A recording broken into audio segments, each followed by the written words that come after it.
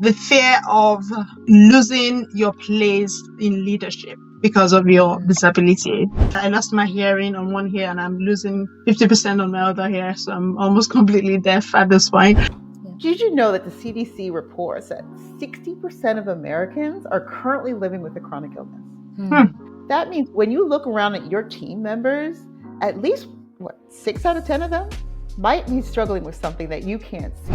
For some people, going through that can also lead to depression. Imagine if you're this high-flying achiever and all of a sudden you're having to deal with a diagnosis that makes you feel less than, and then you have to then hide it as well. Hello, everyone, and welcome to another episode of Inclusive Workplaces with Amara. I'm your host, Dr. Amara, and on this podcast, I share strategies and best practices for building and leading an inclusive workplace. And today I have a topic that I would love to share with all of you. And it's a topic that I know most people don't talk about. It's definitely not talked about enough in the workplace. And I'm talking about invisible disabilities. And to help me bring more perspective and more understanding of this topic, I have two fantastic experts who are going to be sharing their views and insights around why we need to raise awareness on invisible disabilities in the workplace. Please welcome Brooklyn Banjoku to the stage and Angel Inokon. Hello everyone. It's so great to see all of you. I can't tell you how long I've been waiting for this opportunity to have this conversation. So very excited to have this opportunity to share with you and also to gain even more insights on how to broach this topic, which I know is not talked enough in the workplace. Before I begin, though, I want to start with a few introductions because I'm sure you probably haven't heard of Brooklyn Banjoku or Angel Inokon. So I'm going to start off with Brooklyn. Brooklyn is the award-winning founder of Inclusive Stories, a brand reshaping how neurodivergent children, especially Black and underrepresented children, are reflected in books and learning tools. Her work includes children's books and the world's first inclusive book and fidget toy subscription box, supporting families across the UK and beyond. In 2025, she was recognized with Entrepreneur of the Year and the Business of the Year at the Greenwich Business Awards. Welcome, Brooklyn. It's so awesome to have you here. Thank you so much. Thank you for that wonderful introduction. I'm so pleased to be here. Such a wonderful joy to have you here too.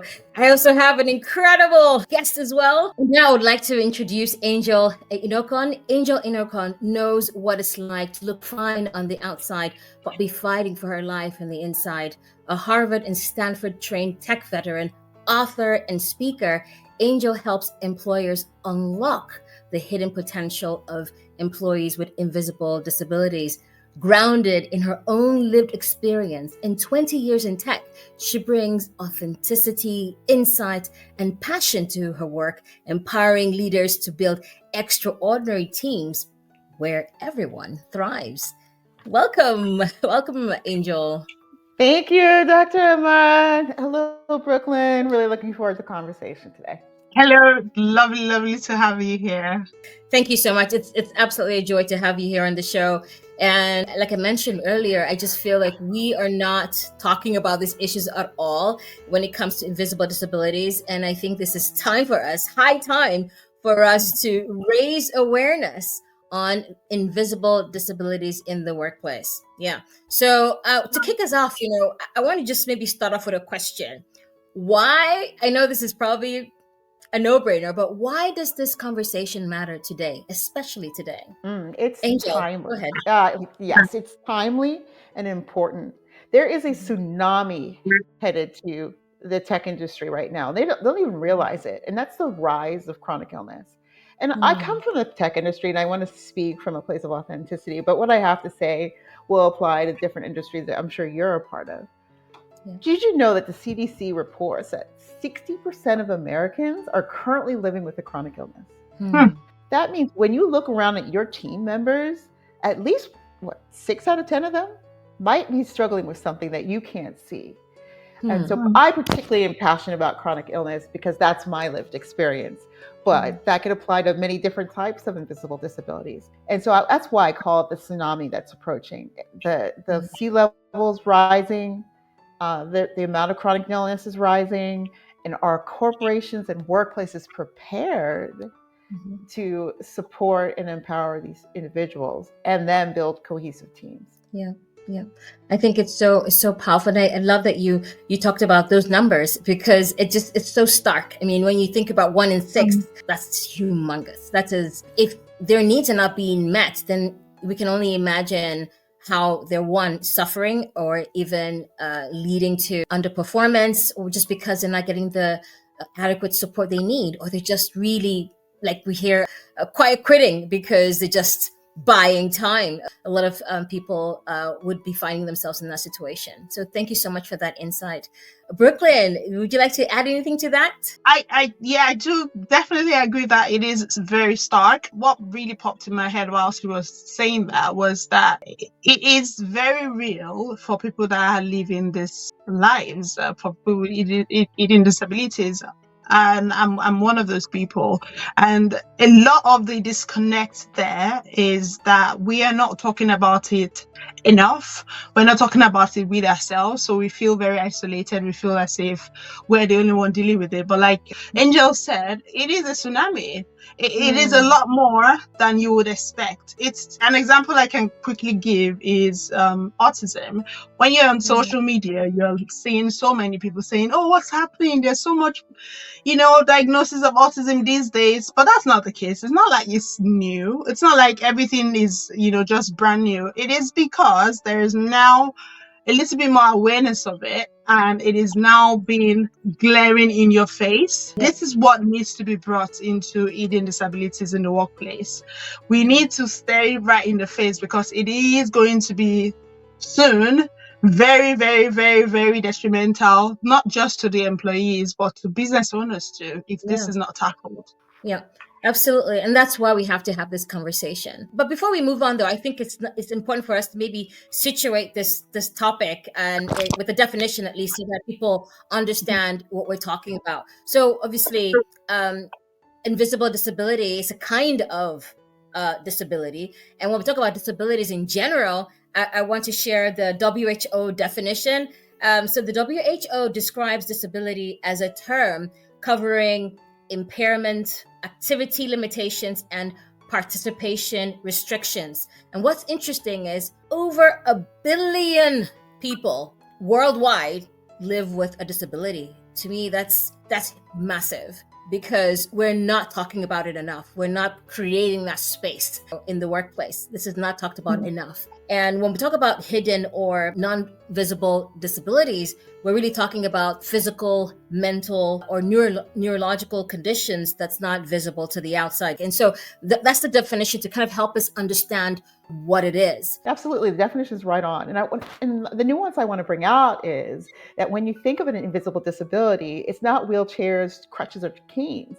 It's not prosthetics, not to be crude. It is actually something you cannot see. And so then how do you qualify that as a disability? Culturally, we're up against an obstacle in that, and at least in America, when you think of a disability sign, you think of that blue sign with the white wheelchair, right? And I don't know what they use in your countries, but that's what the same thing. Yeah. Well, that's the image of a disability in our countries. And so what does that imply is that it's visible. And that hurdle is significant, because a statistic I saw somewhere that it's actually it's around 2% of all disabilities are people who are in a wheelchair. 2% of the people in a wheelchair. So 98% are qualified in other ways. And so that's one of the obstacles we have when we're going to our employers and workplaces, that their definition of a disability could be a very visual, practical impairment. But in actuality, in the United States in 1990, defined a disability as anything that's a physical or mental, like you said, impairment that substantially limits, a basic function of life. That could be sitting, walking, standing, breathing, speaking, reading. Any of those things would qualify as a disability if you were not able to do it.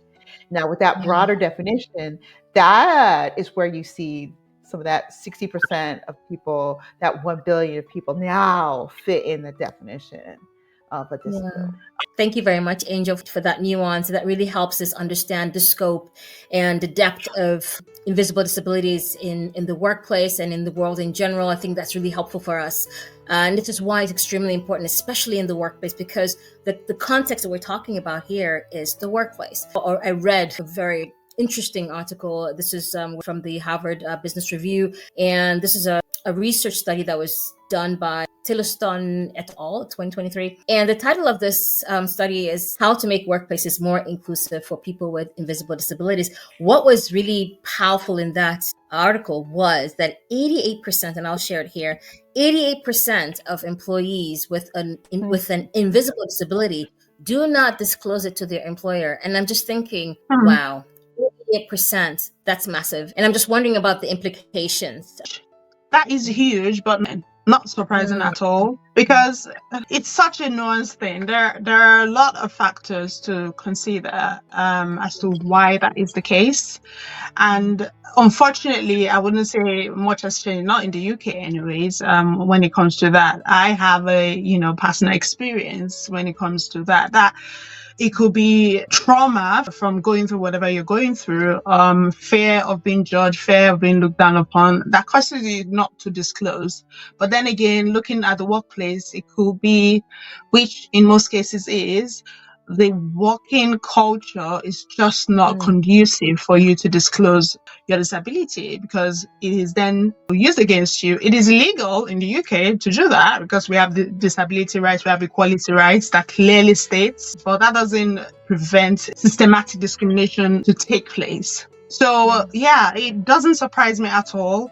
And it will be interesting to kind of see how in the UK and the US, how we can compare, because in the UK, there are so many people that talk about having disabilities in their personal life, but like draw a line with sharing with workplace colleagues or officially. I have my personal experience. I remember when I was on the verge of serious burnout at work, and I just needed time and support. And I remember at the time I had an amazing line manager, which I'm so grateful for. That is so important.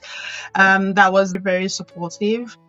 And I remember back then I had not declined myself. I'm going to go back. I'm going to talk a little bit about my experience getting my disability and all of that in a little bit, but just to kind of fast forward a bit, I had to take a break. And before you can do that, you have to give a reason to do that. I'm just trying to kind of highlight how difficult it can be to even declare yourself. I was on the verge of a burnout. I just needed break. But then you can't just take a break based on health without declaring exactly what it is, right? And at the time, I had not registered as disabled or anything like that because I didn't see myself as one. That's another story entirely. And my line manager was like, well, you need to do this because you have to have the right to back you up. Otherwise, you will not be able to access the support that you need to access. And that's kind of what pushed me to do it. There are a lot of people that do not get to that stage where they are forced to do it, that they're kind of chugging along. They're not really at their best, but they are, chugging along at work and trying to fit in, trying not to stir the pot too much because they are so afraid of what that might be impacting their performance, impacting their growth, impacting their advancement in the company, which should never be, something that we should be dealing with. That's like an extra burden that we don't need.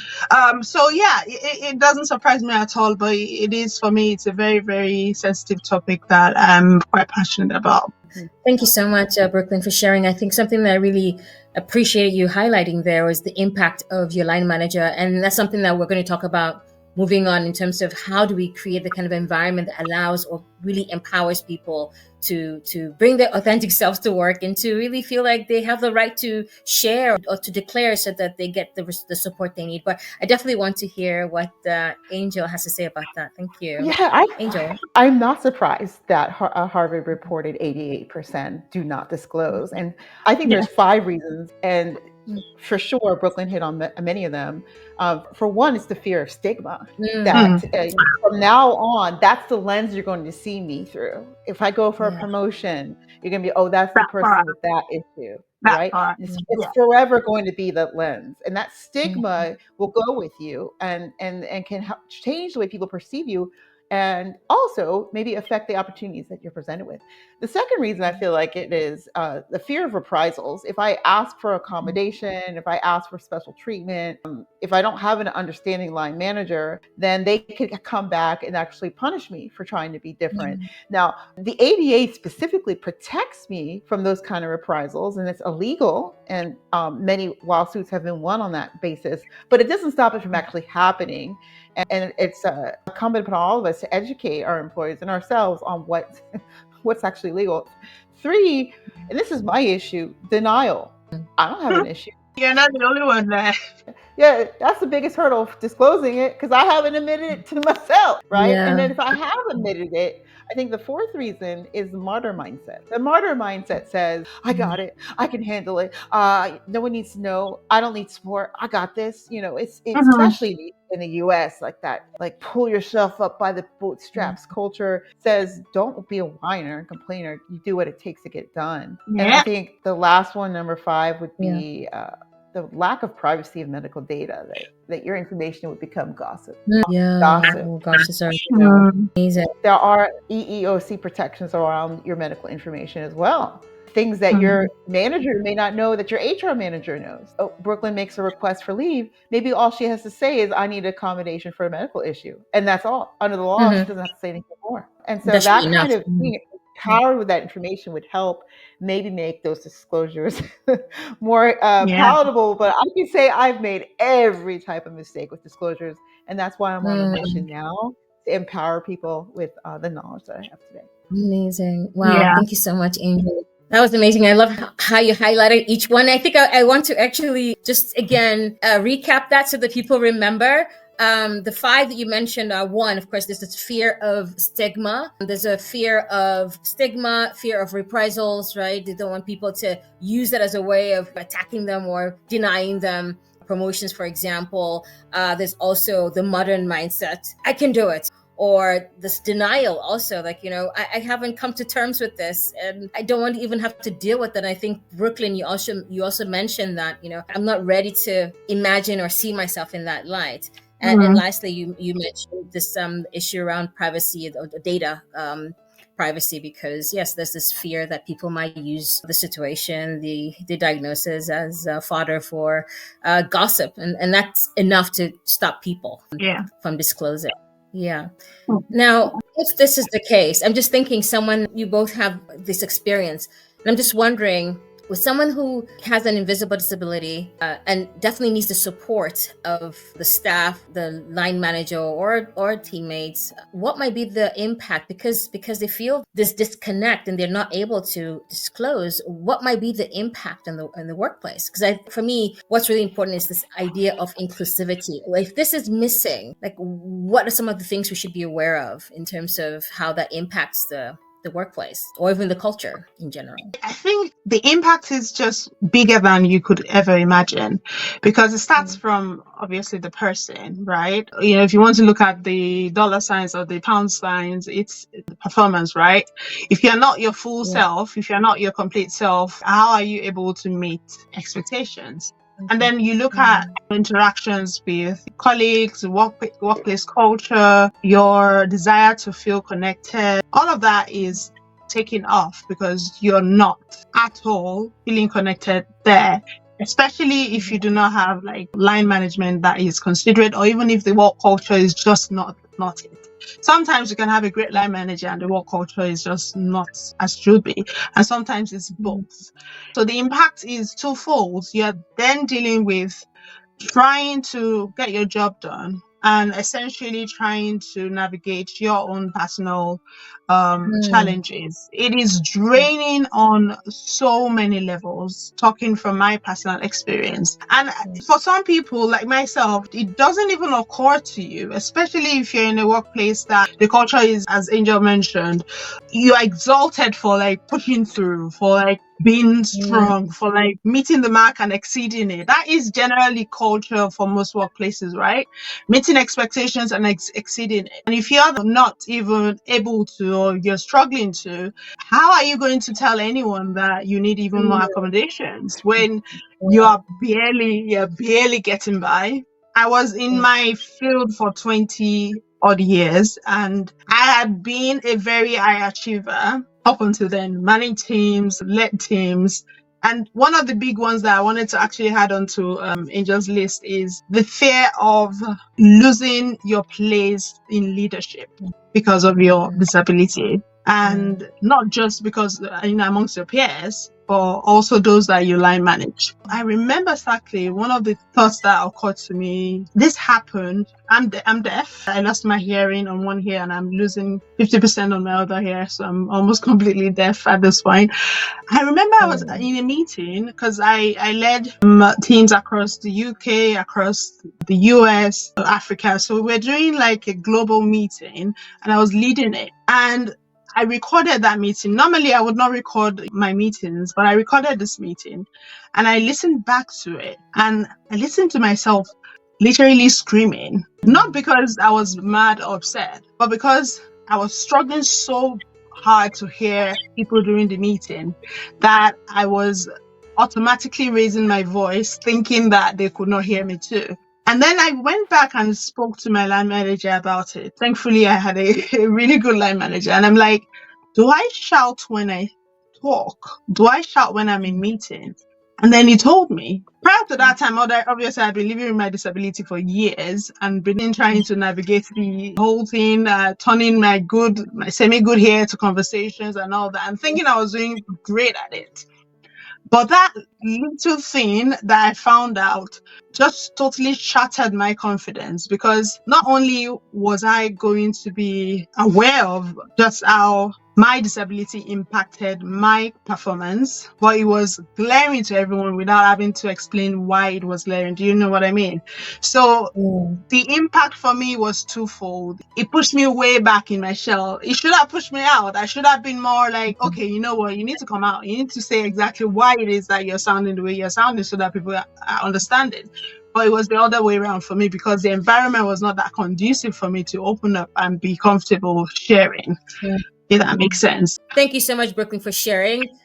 Appreciated that you really helped us understand the situation, and based anchoring that on your own lived experience, it really helped us understand the struggles, right, of invisible disability in the workplace and how you kind of have to fight for your space. And for some people, going through that can also lead to depression. Imagine if you're this high flying achiever and all of a sudden you're having to deal with a diagnosis that makes you feel less than, and then you have to then hide it as well. I can imagine that pressure, and I really appreciate you sharing that, Brooklyn. Thank you. Angel, I'd love to hear your own interpretation of this or your own insight around the impact of the workplace and invisible disabilities, because a lot of people are struggling, and I would love to hear your own insight around this. Absolutely. And Brooklyn and I are on different sides of the ocean, but the similarities are outstanding. And I want to just clarify a couple things that I heard earlier. You mentioned the term quiet quitting, and you also mentioned the term of not really feeling a part of the team as a possible impact. My fascination is on high performance teams, elite behavior, and how people come together to do great things. And so I'm very interested in that term quiet quitting because it was probably a few years ago. It's a Gen Z / millennial term, quiet quitting. That's the person who pulls back and leaves at 5 p.m. so that they can go home and live a retirement life before they're retired. They want a life max. So that person is actually showing up for work, doing the bare minimum and pulling away. And that has an impact on team cohesiveness. Not to be confused with the person who has an invisible disability or chronic illness, something going on with them that's causing them to, like Brooklyn was saying, to slowly have performance issues. And I want to distinguish quiet quitting from what that is. It's a burnout, but it's specific to chronic illness. And let's imagine a new term. Let's call it quiet drowning. Mm. If this was a pool and somebody unfortunately wasn't able to swim, there would be no sound. Mm. There would be no cry for help. And that's what it's like when you're struggling with an invisible disability and trying to keep up with a workplace that doesn't understand you or has not accommodated. That the actual symptoms are pulling you down, and then workplace policy is pushing you under. Mm. That 1-2 punch is what I call quiet drowning. And Mm. that's what I want to change, because I believe that there's a way for us to create really high performing elite teams. And think of it like coming to work with a distraction. Think of it like, I mean, you think of baseball, basketball, or any Olympic sport. If they're just off by a percentage, that's the difference between a gold and a silver. Like one of my favorite speakers gave this analogy. You play baseball and you hit the ball, and you catch the ball here. That ball, you're going to be able to turn around and throw it to third base, and that's an out. But if you catch it here, well, that's actually going to bounce off your glove, and someone's going to be able to run the bases. I'm not into sports. My analogy is I grew up playing in orchestras. My Nigerian mommy would drive us to DC every Saturday, and from second grade on, we would play in orchestras. And when you have an orchestra, the conductor can spend about 10 minutes at least tuning each instrument. Because if they're off by just a little bit, if their symptoms drag them down just a little bit, if the workplace accommodations drag them down just a little bit, that sound isn't as pure and as beautiful as it could be. And that's the lens that I look at when I think about the impact on culture and productivity. It's losing that refinement that creates extraordinary performance. Wow. That was so powerful. And the imagery, it just makes it so real, right? Because, in the orchestra, one off note, it just ruins the whole piece. And you're absolutely right. If you're working especially at the highest level, if someone's performance that's slipping, it could have detrimental impact on the business, and not only on the business, but on that person's self-confidence. And yeah, it can very easily go downhill from there. So I really appreciate you highlighting that point. I also like the imagery too, when you talked about the difference between quiet quitting and quiet drowning, and how you have the pressure of this invisible disability, and then you have the work pressure and maybe the work policies literally pulling you under, and that person not being able to speak because of their circumstance. I think that is really, for me, it's very evocative and a powerful imagery that I hope that our listeners, especially the leaders, team leads, CEOs, organizational managers, whoever's listening out there, they need to hear this word, because that's important. And that kind of brings me into talking about perhaps some of the examples or personal stories that can help us further highlight the injury that's caused in the workplace. When managers, when company policies, when even team members are completely oblivious to why a team member may be struggling, or something has happened and they're unaware, and the environment or the culture is such that they dare not speak up.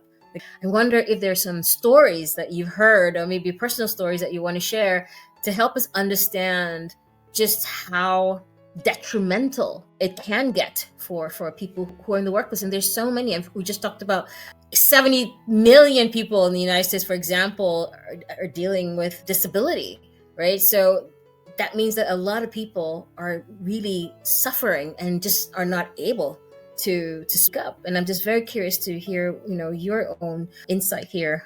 Oh yeah, this is actually quite fascinating, and the number of things that I've done and experienced in my career is outstanding. I'll give you a very simple example. Let's say that for my health, I need to optimize what I eat and drink, but some of the team goes out for drinks at night, or there's bonding with the executive teams at fancy restaurants. Well, what do? I bring my packed lunch, and it's one of those, it's a very small example, but it sort of breaks that team cohesion, and it makes you feel like another.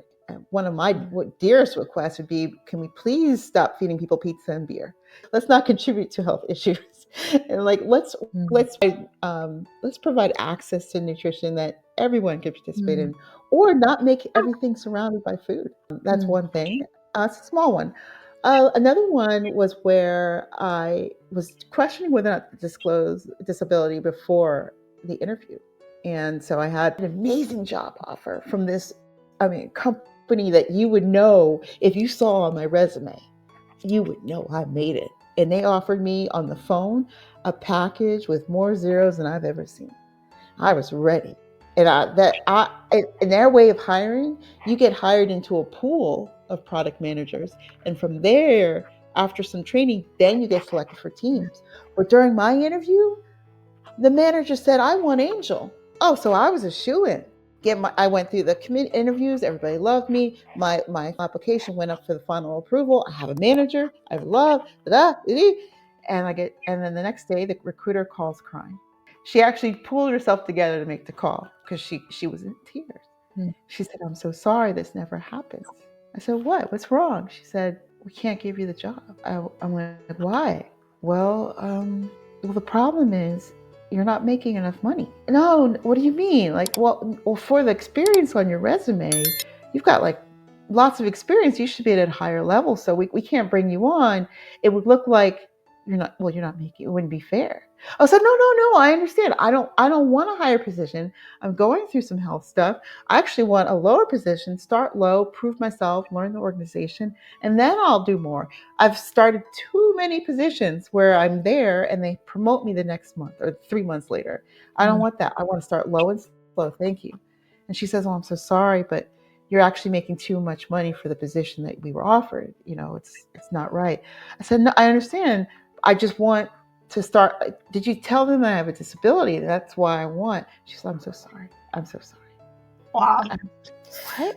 How does this happen? Wow. And, at that time I didn't know my rights, but the EEOC protects people from discrimination. I almost feel like the new discrimination for people with visible disabilities is you're overqualified. That's the new discrimination.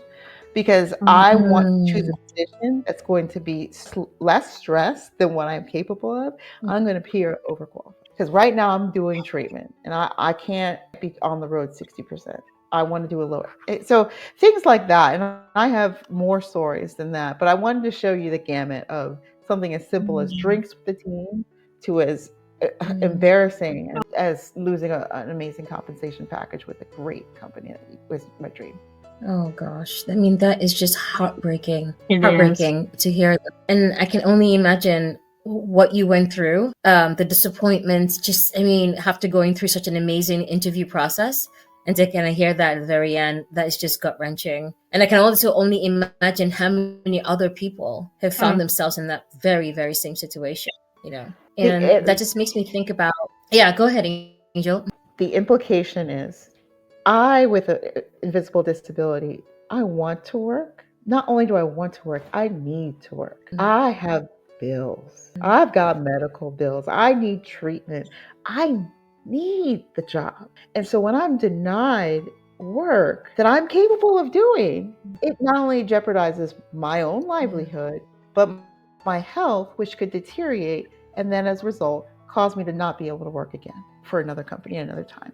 And so there is actually it's a cascade of effects. It is. And it goes back to the initial question we had earlier on when we were talking about the reasons why people don't disclose, like even the, recruitment stage. I don't think, obviously, I did not disclose any of my disabilities, not only because I had not accepted it, I just did not disclose it. But imagine, having disclosed that. You did not hide anything. You disclosed it already and getting that knockdown effect. Why would anyone want to put themselves through that? When it doesn't affect your capability. You can, do your job and do it well if you have the reasonable adjustments which you deserve to have. But unfortunately, it is not the situation here. Like in the UK, the law clearly states that employers need to provide adjustments for you at work. And for myself, even though at the time I had no idea what my rights were, as similar to Angel, I knew that I needed support.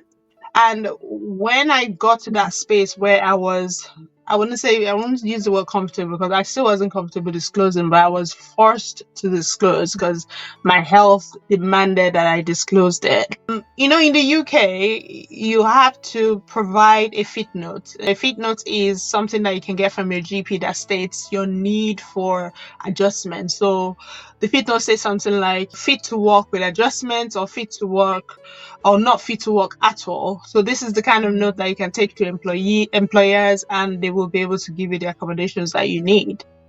But then on the part of the employer, depending on what the culture is, they can either make it easy for you or make it as difficult as possible. In my case, it was having to share more information that I was comfortable to share. Remember, I was still not comfortable disclosing or even admitting to myself I was disabled. I was still on the verge of doing that. So having to then disclose so much to faceless strangers, because my company is a global company, sharing my information with people that I've never met in person, information that I'd not even acknowledged to myself, was the most demoralizing thing that I could ever go through. And you can't even understand that. But I had to do it because if I did not do it, I would not be able to access the accommodations that I needed. Right? And even at that, it was not a shoo-in. So this just goes to show that the process is in place. It's all good and dandy to say, oh, we have the equality right, we have disability laws in place to support people in work. But the reality is these laws are just like theoretical. In practice, it is not supporting people that are disabled, much less people with invisible disabilities.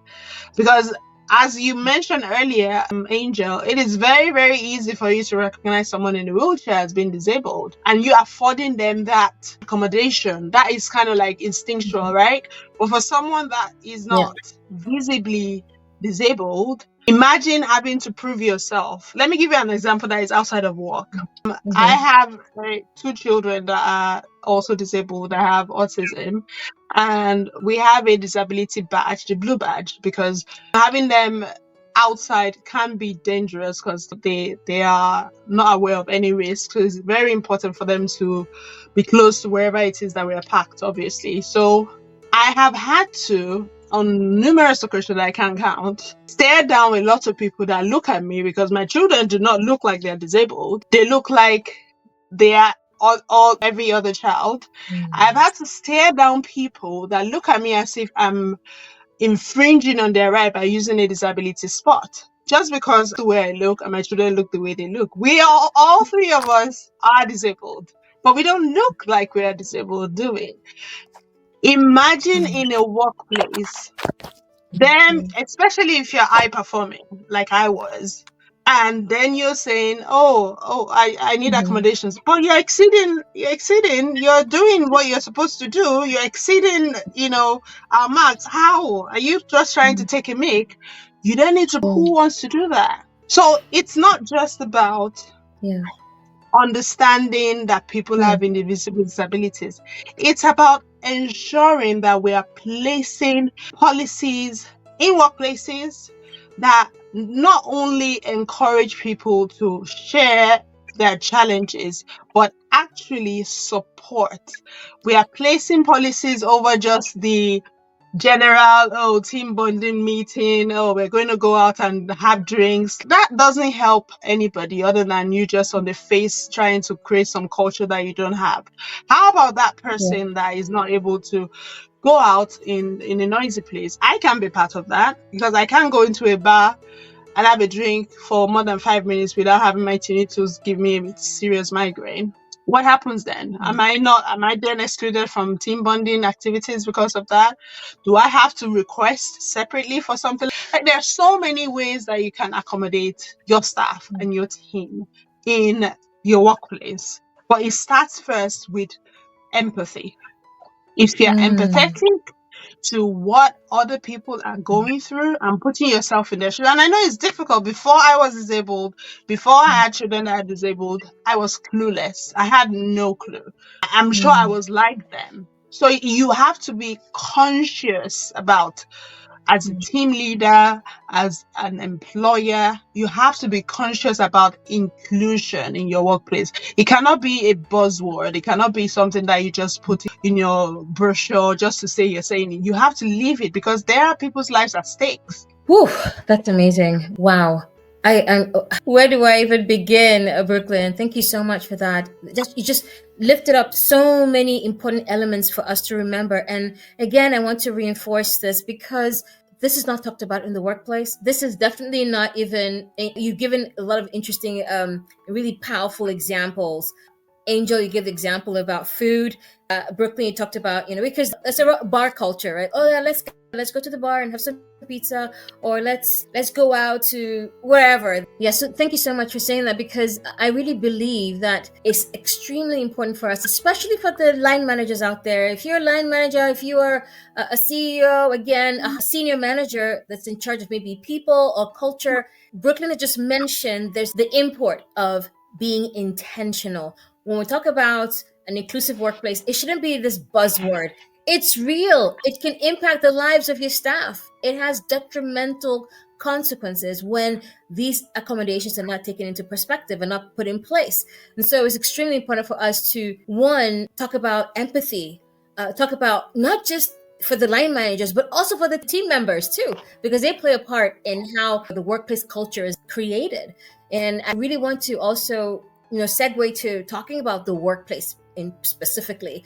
When companies get it wrong, what are some of the consequences of that? And what can they do to get it right? I think we need to talk about that, because what you both have mentioned, we already know there's a huge gap in the workplace in terms of these topics. And Brooklyn, you mentioned that, well, before you had this disability, you were clueless, like you had no idea. And I think that's a lot of people find themselves in that place. So we need to talk about the consequences of people in power in the workplace who dictate policy, who create that culture. We want to talk about the consequence of not having this awareness, what they can do to improve. Angel, I would love to hear your perspective here. Great. I would just want to say, let's just set this in the context of what's going on right now, especially in American politics. There's a war against DEI. If you have DEI in your resume, you're likely to get chopped. Your job's likely to get chopped in the government. You have DEI programs, your board members are pressuring you to drop them. So it's no longer a very popular phrase, DEI inclusion. But let me tell you why this matters. We're not looking to be included. We're already there. You look around, 6 out of 10 people have a chronic illness. And because of the way our healthcare system in America is, it's not preventative care, but it's actually more acute care. That number is growing. And if you hire somebody at 25, 26, 30, or 40, they're more likely to develop something that's a progressive illness. And so this conversation does not include us. We're not looking for a crown. We're there. What we now need, like Brooklyn said, is empathy. We need clear communication and accommodation and ongoing support. This is how we get it right. Because let me tell you, if I'm showing up there with what I've got going on, I'm bringing not only 100%, I'm bringing 120, 150%. You've got somebody with a will of a fighter, with excellence, a spirit of excellence and determination. You've got an employee that can set the whole company on fire because they're not letting this stop them. And if you can take that employee with that mindset and that determination and that spirit and that will, who's gone through hell, but can still show up with smile and joy, and place them in a culture that's struggling, we're going to reinvent. We're going to reinvent the way we do business. We need to reinvent the way we do business. Yeah. Absolutely. Let's start with the context of what's going on right now in history. We're at a time where, especially in American politics, DEI is a dirty word. Inclusivity is not popular. Boards are pressuring companies to drop DEI policies. People with DEI on their resume are losing their jobs in Washington, D.C. There is pressure to move away from equal opportunity. But let me tell you something. We're not looking to be included.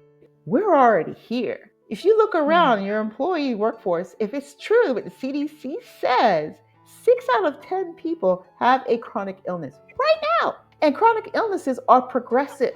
They're progressive. So if it's not actually symptomatic today, In a couple years, it will Mm. be. And let me tell you, because we're dealing with the American healthcare system that doesn't prioritize preventative care, rather, it prioritizes acute care and expensive surgeries, Yeah. expensive treatments, we're going to see a population increasingly becoming sick. Mm. And so employers need to wake up to the news. It's not about inclusion anymore.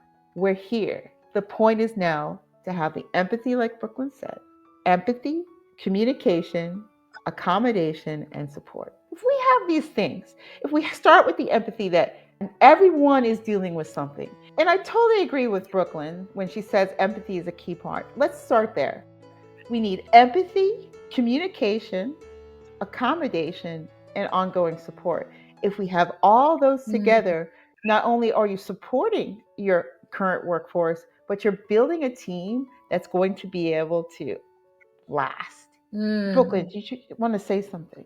Yeah, no, I just agree with you. And one thing that's, kind of stood out to me is when you said that we're here. We're not asking for inclusion because we're here. Because at the end of the day, what someone that has a disability has gone through has prepared them to be the best employee that you could ever have. Because not only are you getting somebody that's been through adversity or is going through adversity, but is still showing up, that shows you commitment, that shows you dedication right there. And if you're not, encouraging that, if you're not nurturing that, you're losing out on great talent. Of course, you can employ someone else, right? But at the end of the day, for people like us that have the experience working in the organizations that we work in and contributing our skill set there, you're losing out on historical contributions that we have made to your organization. You're losing out on our mentorship possibilities for staff that you have that we like. I had a very big role as a trainer in my organization. Not losing out on me was a huge loss for that, not just me as one employee, but me as someone that was leading and teaching and training other team members. So that's what happens. It's not just one person you're losing a lot of things. So to get it right, as I've said, empathy, you need to be able to walk in the shoes of people that have disabilities. There's no way around that. If you don't, you will not understand. And if you do not understand, you will not see the necessity for accommodation, or the necessity for the access that they need. So in the UK right now, there is a reform that this government is proposing, and they're proposing a reduction in the payments that people with a disability get. It's called PIP and DLA. Now, what this means is that the government thinks by doing this, in their minds, they're making it more easy for people with a disability to get back into work. Right, so they are saying the money they're going to save from this cut are going to go into employment support, getting people access, getting more disabled people back to work, which sounds like a good plan, does it? But the reality of it is the current workplace situation for employees at work, the ones that are at work, is not conducive to start with. Much less having to then cut the support that people with disability have that helps them to, just get by day to day, for them to get this fictitious job that does not exist. It is a systematic failing from not just employers and employees, but the government itself, because if we are not secure enough as disabled people, how are we going to be secure in getting our rights and getting accommodations for us in the workplace? So it needs to start from the policies, right? And then it needs to start at work, and the empathy that is necessary for you to understand, because when you understand what a disabled person needs and someone with the eating disability needs, you can then help them and support them and make them feel safe and secure enough to be able to open up to what they need and not be afraid of having any kind of repercussions because they have a disability. I love that you mentioned the PIP and how the government's intention is to lower benefits so people go back to work. But I think this is actually reminding me of what happened in New York last weekend. The hands-off movement. Have you heard of it? Hashtag hands off. Well, there was about over 100,000 people marching in various cities in the US. And their statement was hands off our benefits. Because in Washington, D.C., they've been rolling back some of these benefits that are supporting people. And I feel like this is why I'm mentioning it. It's a tsunami.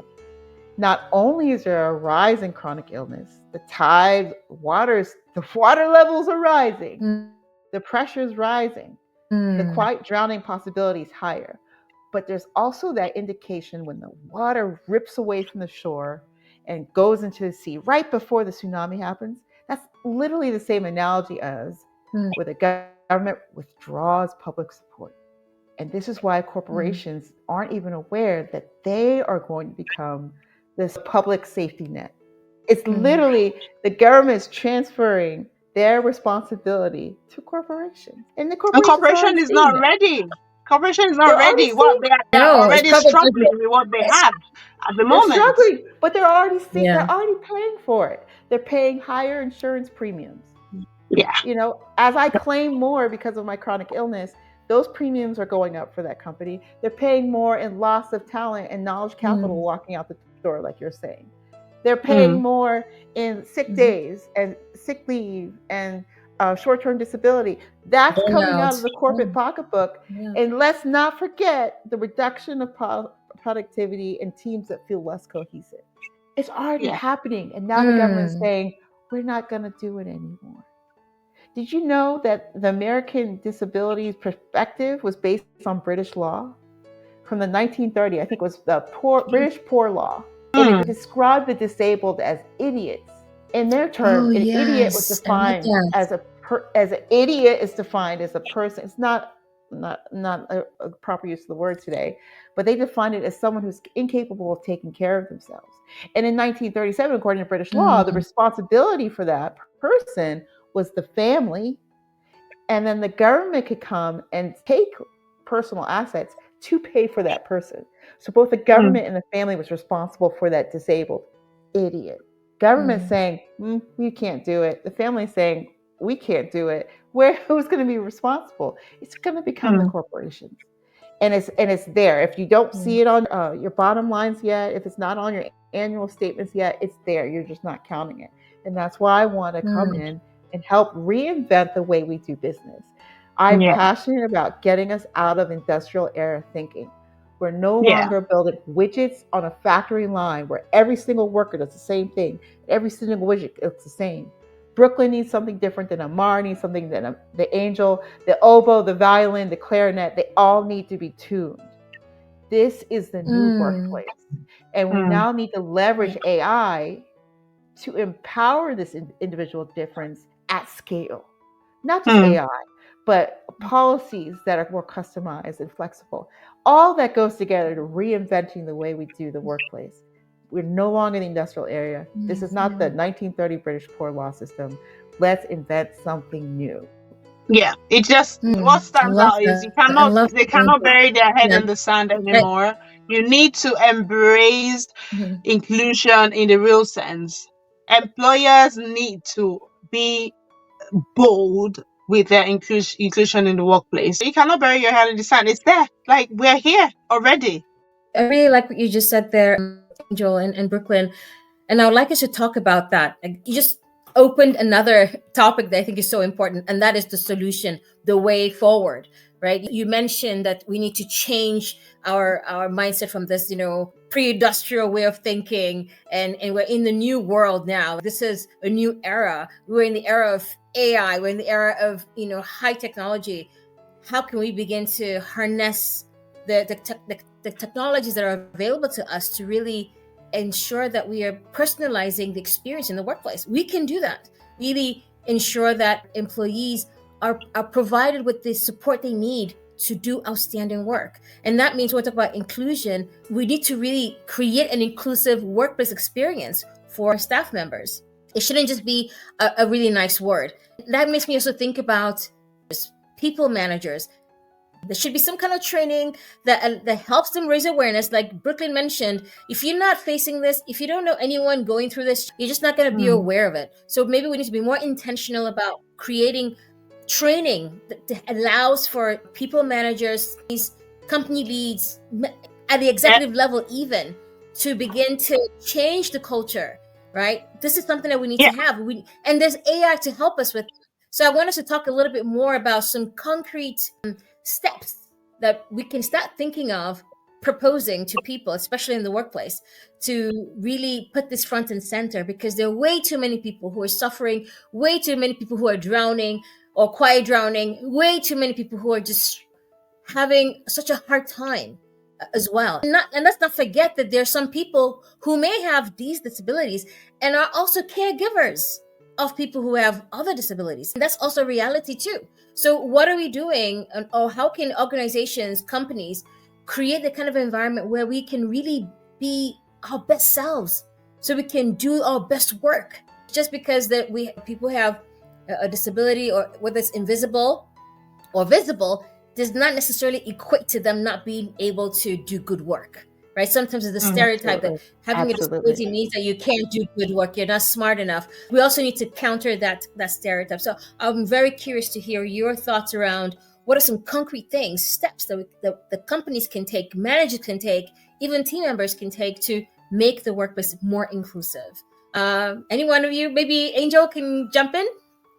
Absolutely. And this is where I feel like there's a very optimistic, very hopeful message. Accommodation sometimes is a lot simpler than you might imagine. It could be something as simple as providing different lighting, providing headphones to mask sounds. It could be allowing work from home.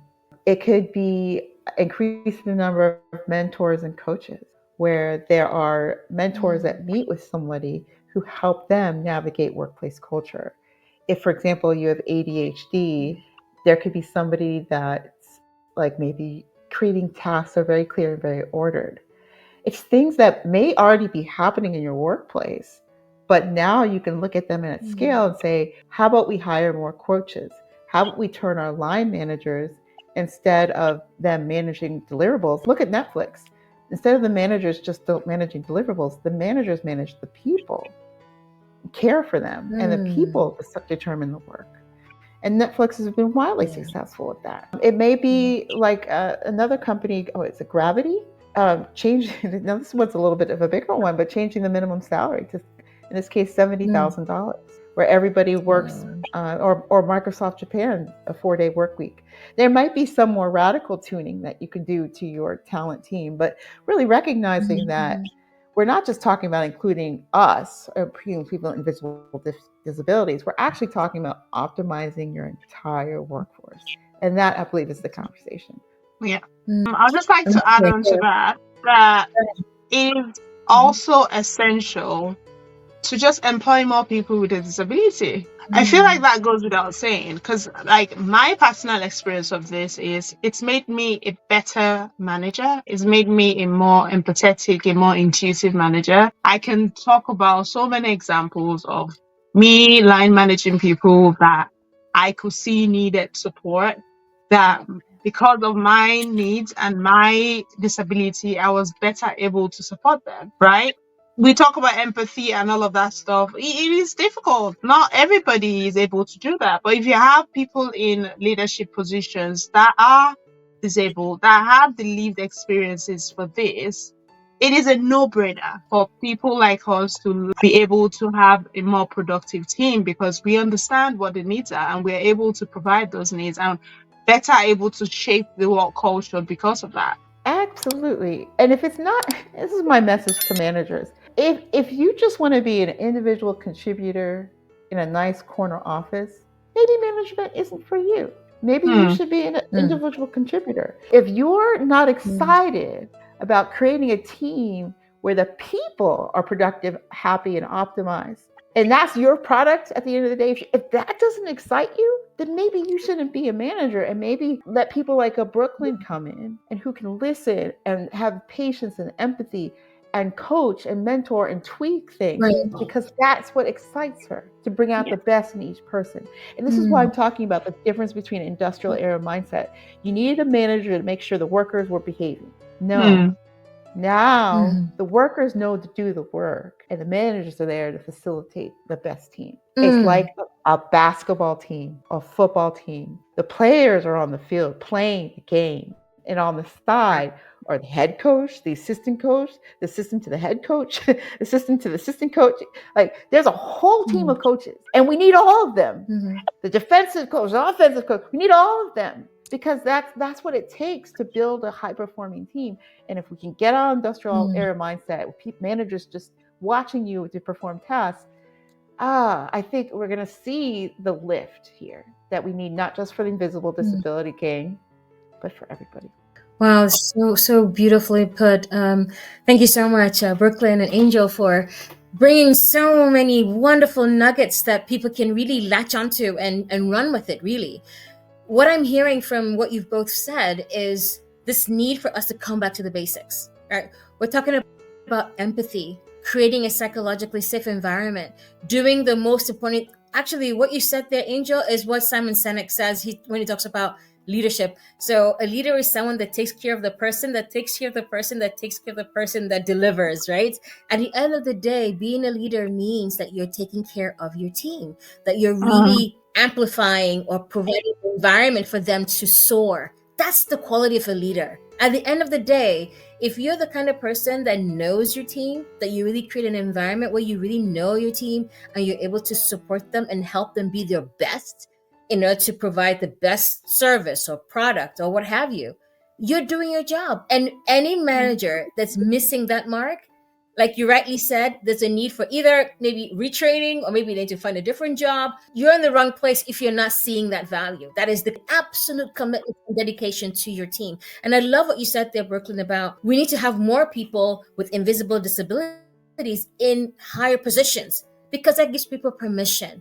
So imagine if a line manager or an executive had an invisible disability and they were vulnerable about it and people knew about it. Just imagine the type of culture that would be built to support that person, right? So I really agree with you, Brooklyn. We need to have more people, because it allows people in those positions, if they have a disability or an invisible disability, to be even more aware, even more empathic about staff. And it definitely will color the type of energy and the type of inclusivity, the attention to inclusivity in the workplace. So I think that's a really good example.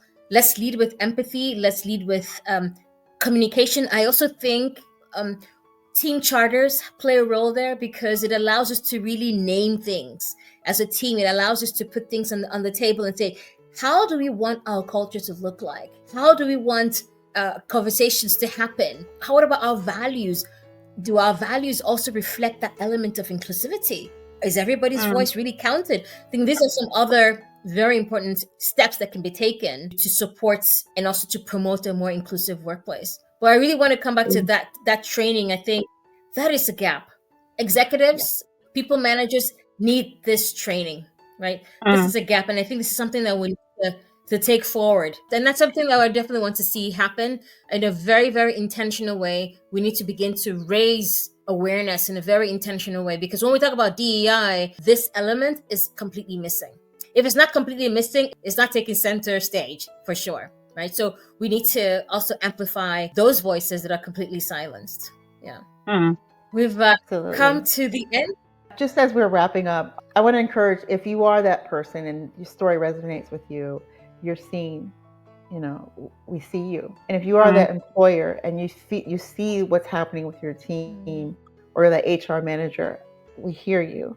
We believe that you deserve to have a set of resources, training tools that enable you to lead and do the best work. And I hope that is available very soon. But until that day, if you need some direction, there's a website that you can go to. It says AskJan, AskJan.org, and some ways that you can accommodate. Some are very cheap or free.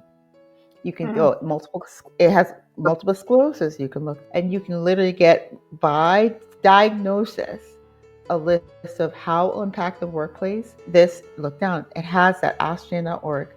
And then if you are somebody with an invisible disability and some of this has struck you, you feel like you potentially may have a case, you can reach out directly to the EEOC and their phone number. You can find them at eeoc.gov, and you can find your local regional chapter. I literally called and they pick up the phone. I tried it yesterday. It's eeoc.gov, or you can call 1-800-669-4000 and talk to somebody about what's going on, and they'll direct you. If you have a case, they'll direct you how to file. I just want to say there's hope. Information's out there. It's free.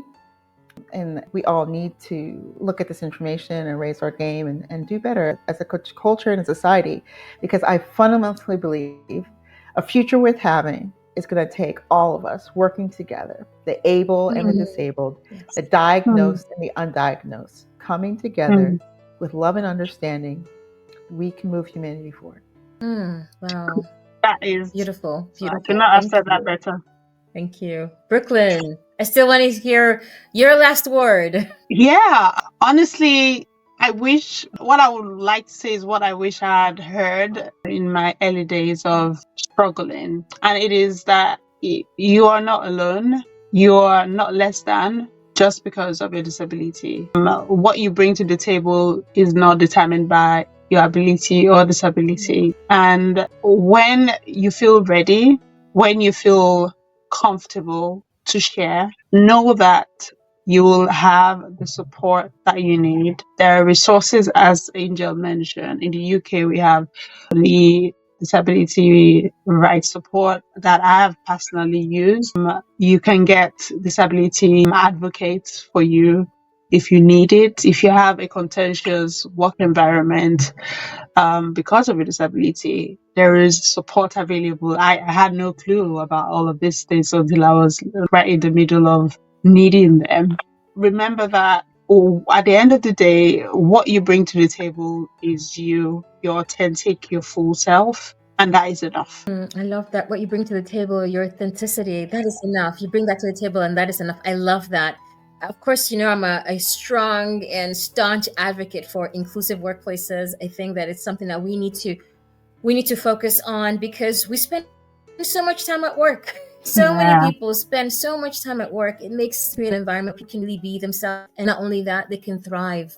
And so I really appreciate you coming on the show and really sharing your insights, your experience, your vast experience and expertise.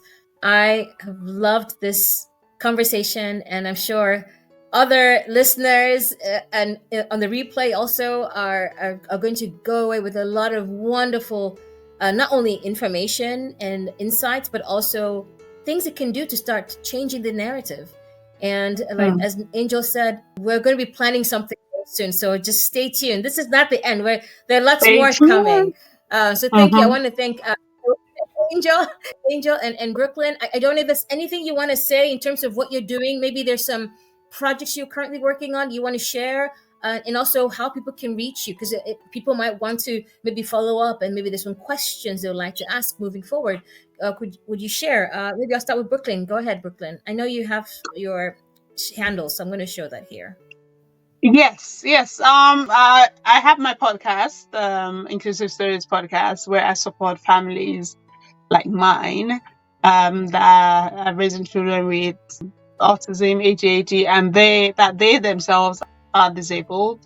I also have my book coming out soon, and it is going to chronicle my journey to accepting my disability and the parallel between that and raising my children with a disability. That is coming out very, very, very, very soon. And I'm also very, very excited about my Inclusive Stories box. We just released 2 new books this last month. The first one, thank you. But the first one is Bubbles Great Bite, which is doing phenomenal. All of my books are lived experiences of my children. And I'm very excited to see how parents are using these resources to support their children. You can find me on my website, on my social media handles, inclusivestoriesbox.co.uk, and my information is on there. If you need any advice, support when it comes to raising children with additional needs, I'm very open to sharing my experience. Awesome. Thank you so much, Brooklyn. And congratulations too on your books and also the upcoming one. I can't wait to read it. Thank you so much for Thank joining us you. today. And Angel, thank you. Thank you, Brooklyn. Thank you. Angel, This over has to been you. Some last, what you're up to. this has been amazing. Thank you so much, Dr. Amar, for allowing me to come and share today. You can find me at LinkedIn. We'll be announcing a service for employers, as well as those with invisible disabilities, so that they can create extraordinary teams that defy the impossible. That's the mission. Extraordinary teams that defy the impossible. And how we're going to do that is we're going to empower you with the playbook, with the aspects that you need to build up your team. We're going to give you case studies. We're going to give you all the data and details that you need to start structuring internal organizational change around these policies. That's what I want to do for you. And I'm excited to partner with my friends, Dr. Amara and associates, to bring that content, high quality content, to the business sphere. So stay tuned for that. Yay. Awesome. Thank you so much, Angel. Thank you, Brooklyn. And wow, it's been an amazing time. And I just want to say thank you. I've learned a lot, and I really feel like this conversation brings a lot of value to people who are watching. I can't wait to take this forward and continue to promote and advocate for a more inclusive workplace. So with that, I want to say thank you, and thank you to everyone. And until next time, be well. Thank you and goodbye. Thank you. Cheers.